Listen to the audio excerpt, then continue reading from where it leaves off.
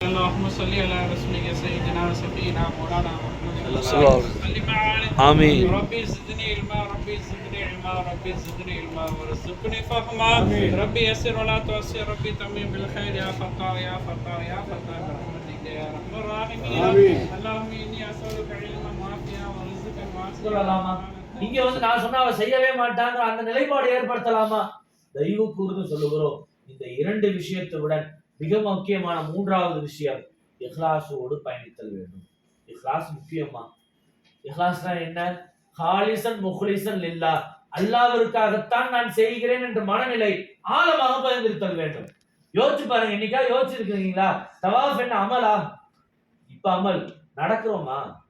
நீங்க ஸ்டெப் வாக்குன்னு சொல்லி ஒன்னு எடுத்து போட்டு பாருங்களேன், கிட்டத்தட்ட 4.5 கிலோமீட்டர் நடக்கிறோம். நாம தவாஃப் செய்கிறோம், நேராக சென்று சஅய் செய்கிறோம், இங்கிருந்து நடந்து செல்கிறோம், அங்கிருந்து இங்க வருகிறோம்.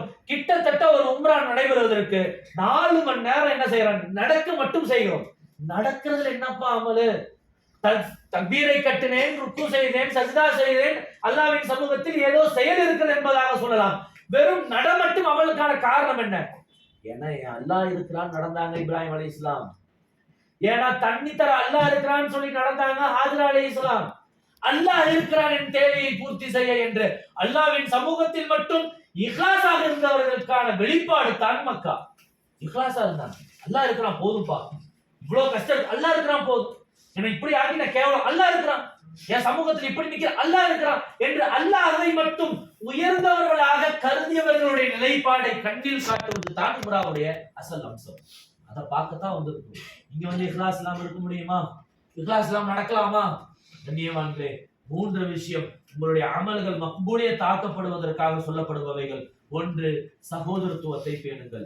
2வது, மிக முக்கியமாக கணவன் மனைவிக்கு மத்தியில் எந்த விதமான பேச்சுவார்த்தையிலும் கூட மனசங்கடங்கள் ஏற்படாத வண்ணம் உங்களுக்குள் நீங்கள் நடந்து கொள்ளுங்கள்.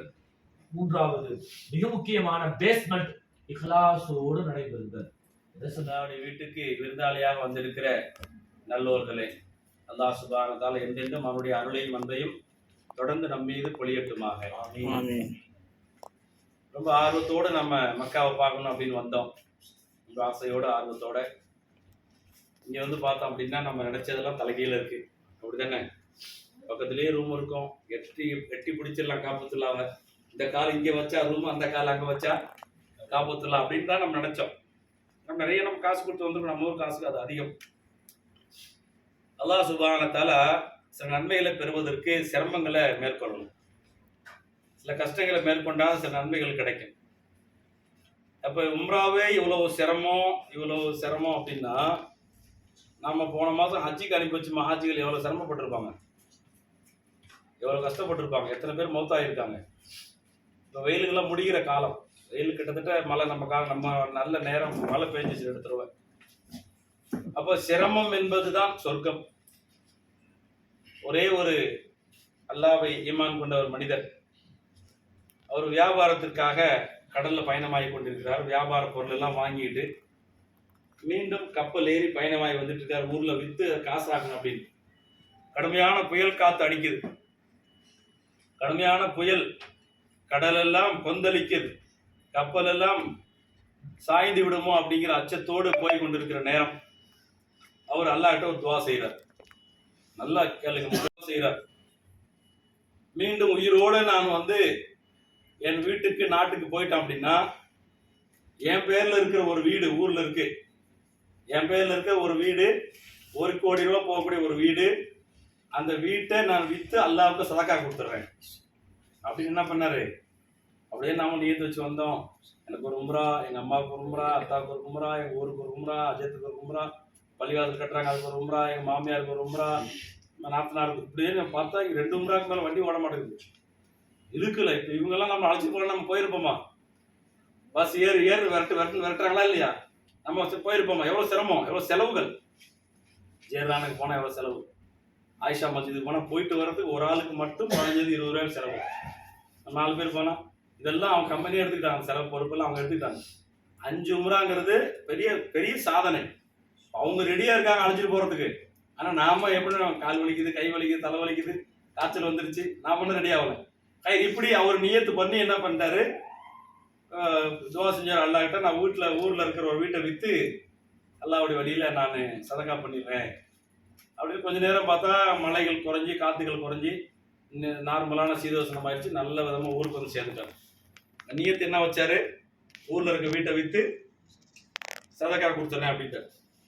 ஊருக்கு வந்தோடனே என்னடா இவ்வளோ பெரிய வீட்டை விற்கிறதா, நம்ம பாட்டில் என்ன பண்ணிட்டோம், கொஞ்சம் கூடுதலாக சொல்லிட்டோமோ அல்லாஹ்கிட்ட, கொஞ்சம் அதிகப்படியாக பேசிட்டோமோ, என் பேரில் இருக்க வீட்டை விற்று நான் கொடுக்குறேன்னு சொல்லிட்டேனே, வீட்டை விற்கணுமா சுற்றி ஊற்றி பார்த்தாரு. ரொம்ப கஷ்டப்பட்டு கட்டின வீடு, சரி என்ன பண்ணுறது அப்படின்னு முடிவு பண்ணார். பேப்பரில் விளம்பரம் கொடுத்தார். இந்த வீடு ₹1, இந்த வீடு ₹1. இந்த வீட்டில் இருக்க ஒரு பூனை இருக்கு, ஒரு வீட்டில், இந்த வீட்டில் ஒரு பூனை இருக்கு, அந்த பூனை ₹1 கோடி. இந்த பூனை யார் விலைக்கு வாங்குறாங்களோ அவங்களுக்கு இந்த வீடு வழங்கப்படும் அப்படின்னு விளம்பரம் கொடுத்தார். புரியுதா? தூக்கம் வருதா? எப்படி சொன்னாரு? நியத்து எப்படி வச்சாரு? என் பேர்ல இருக்க வீடு வித்து கொடுத்துறேன். இப்ப வீட்டோட விலை எவ்வளோ? ₹1. இப்ப எவ்வளவு கொடுக்கணும் அவரு? ₹1 தான் கொடுக்கணும் அவரு. பாத்துங்க, பூனைக்குள்ள ₹1 கோடி போடுறாரு. இப்ப அதுக்கு சொல்றாரு. ஆனா அல்லாஹ்கிட்ட துவா செஞ்சாரு. எப்படி துவா செஞ்சாரு? நான் முழுசா என் பேர்ல இருக்க வீட்டை வித்து உனக்கு தடக்கா பண்ணிடுறேன், உயிரை காப்பாத்த அப்படின்றாரு. இப்படிதான் மக்களுடைய அன்றாட வாழ்க்கையில் ஓடிக்குது. ரொம்ப பேராசை, ஆசை.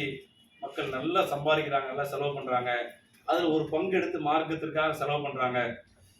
தூரத்துல இருந்து பார்க்கும்போது ரொம்ப பேராவலா இருக்கும். பக்கத்துல நெருங்கி நெருங்கி நெருங்கி வந்துட்டு என்ன ஆயிடும்?